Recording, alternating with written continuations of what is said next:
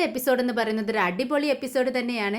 അലീന കൃഷ്ണമോളെ നോക്കിക്കൊണ്ട് നേഴ്സിനോട് പറയുന്നുണ്ട്, ഇത് എൻ്റെ സ്വന്തം അനിയത്തിക്കുട്ടി തന്നെയാ.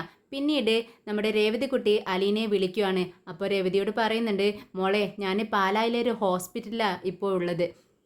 ഈ വിളിച്ചു വെച്ചതിന് ശേഷം ഒരു സംഭവം ഉണ്ടായി. ഹരിശങ്കറിനെ റൂമിൽ ഒളിപ്പിച്ചു വെച്ചു.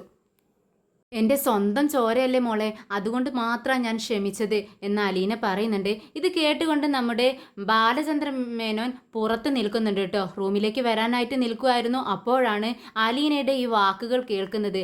നമ്മുടെ ബാലൻ ആകെ സ്തംഭിച്ച് നിൽക്കുകയാണ്, ഞെട്ടിത്തെറിച്ച് ആകെ വിറച്ചിട്ട് നിൽക്കുകയാണ്. എന്താ ചെയ്യേണ്ടതെന്ന് അറിയുന്നില്ല. എന്നാൽ അലീനയാണെങ്കിൽ ഇത് കാണുന്നുമില്ല, ബാലചന്ദ്ര മേനോൻ വന്ന് നിൽക്കുന്നത്. അന്ന് വീട്ടിലുണ്ടായ സംഭവങ്ങൾ, അവൾക്ക് സംഭവിച്ച എല്ലാ കാര്യങ്ങളും നമ്മുടെ രേവതിക്കുട്ടിയോട് വിശദമായിട്ട് പറയാണ്. ഇതെല്ലാം കേട്ടുകൊണ്ട് പുറത്ത്